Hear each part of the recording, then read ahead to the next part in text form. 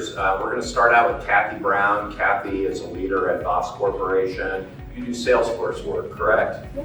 Yeah, and then we're going to follow up with Michael Carducci. Michael's a local guy as well. I heard him speak at the Indiana IT Symposium last year as the keynote, so he'll be speaking as well. Kathy, it's all you. I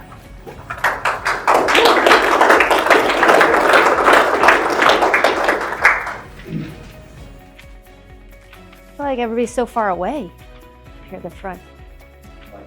I know. If I was leading the meeting, I'd made everybody like sit up one or like move the tables and you didn't know, and then I'm back there. Hi, my name is Kathy Brown.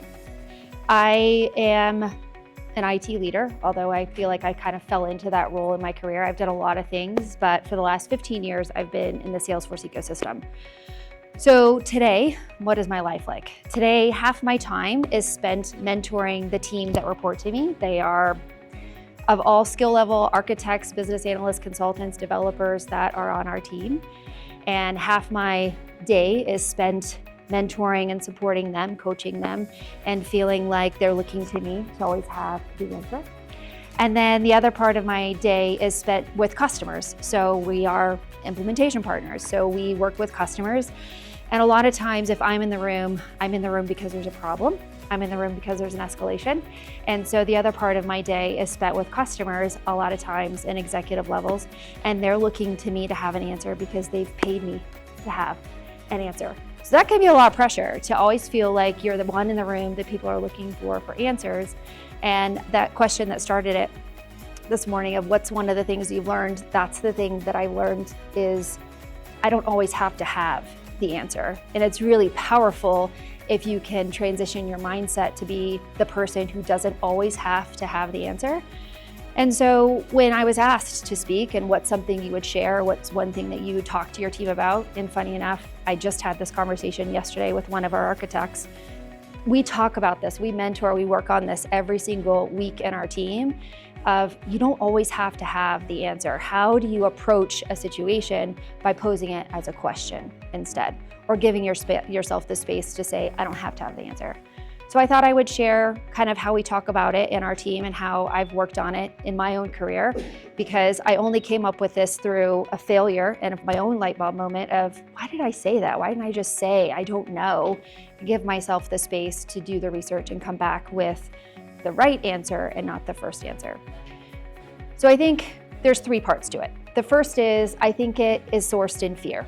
So let's talk about why there's this fear of saying, I don't know. Then let's talk about how we move to a different place, how we change our perspective to a place of empowerment and what that would look like and why we might do that. And then the third thing I want to talk about is if we do that, how it can really drive innovation in what we do if we approach it that way. So the first thing is, why is there fear in it? I work with people of all ages, all levels of background, and I think that it is based in this concept of vulnerability and humility of, if I say I don't know, am I going to be judged? Are people, oh my God, they're paying me. I'm a paid consultant. Aren't I supposed to have the answer? And it's this fear, like where we've gone to college, we have degrees, we have certifications, so I'm being paid to have the answer, so I'm supposed to have the answer. And that takes a minute to kind of process that, well, you're doing it out of fear, and let's put that aside and think a little bit differently. I mean, think about social media. We have influencers and they're paid to have an opinion and idea. It's kind of in the seed of our culture and everything we do, and certainly professionally, that we're supposed to have the answer. And it's a fear-based mentality, I think. So how do you move away from that? How do you move over to a different idea, and what would that idea be? So for us, we talk about it in a place of curiosity. If you don't have the answer, then you can be curious. And if you're curious, you can ask good questions. And if you have good questions, then you can have innovation that starts to happen. So, but that takes a minute to okay, it's not a personal deficit. I have to shift my entire mindset of, it's gonna be an empowering thing for me to shake it off and say, I don't have to have the answer. And instead, I'm gonna enter this from a place of humility and curiosity in order to approach my customer, or approach my peers, or whatever it happen to be. So how do you shift it? You gotta like take it, you gotta like, it's not a deficit, it's empowering if I ask a question. So you kind of have to like really, and we work on that, like even yesterday. She had her talk track all perfectly ready. And I was like, if you go this approach, you're talking at them and they're not gonna have an opportunity to come to the conclusion on their own. So don't approach it differently. Be curious, ask it as a question. If you do that, what happens? If you do it, you start to spark innovation. So if I don't have the answer and instead I pose it as a question, I start to drive creativity in the conversation. I start to drive collaboration in the conversation. I start to pull from people who, even if I have the idea or I think I have the answer, it might be my perspective. But if I start to ask questions, I start to pull other people into the dialogue and it starts to be collaborative in what you do. So we talk about that a lot, right? So if you just take a minute and you pose it as a question instead, even if you have the answer, if you pose it as a question, people engage in a conversation and you're not just talking at people. And that really for us drives the innovation in what we do. So for us, I thought I would share like a little bit of a personal story of how it kind of works in our world. So we are Salesforce implementers. So we are working in a known piece of software. That software changes every quarter. Every quarter, there's new features. Every quarter, there's new functionality. There's release notes that we're supposed to study up on. We have certifications. It's constantly changing. They have a new cloud. They bought a new tool. They bought Slack. They buy more things than what you can keep track of. They rename their licensing. They change their pricing. Like I'm working in a software that's constantly changing, and half the time the change doesn't really make sense, but we're living with it because we work with Salesforce. So for us, again, we've just accepted it. Why do I have this pressure of I have to know all of the features? I have to know all of the things that it does. I have to know all the licensing. We don't. We just assume that we don't, and I never could keep track of all of it. And again, that kind of release of having to be that answer all the time allows you to approach your whole world very, very differently. So for us, especially in Salesforce, it's really important that we fundamentally don't think we always have the answer, because I've answered a question pretty clearly in front of a customer and then went back and realized that that feature was deprecated. And then you had to like go back and be like, okay, so I apologize. I thought I had an answer for that, but in fact, I can't do that. So it does take a lot of pressure off when you say, I don't know.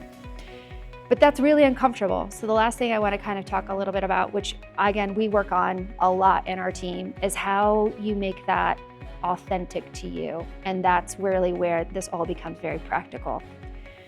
So my foundation, I lead the team now, but I'm a solutions architect at my heart. So I often run discoveries with our customers, or certainly when there's moments of escalation, I get involved.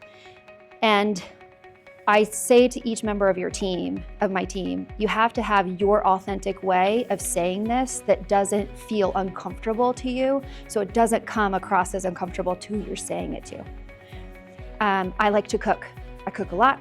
I like recipes. We share recipes in our social settings at work, and certainly with our customers, it comes up. Like people know that about me.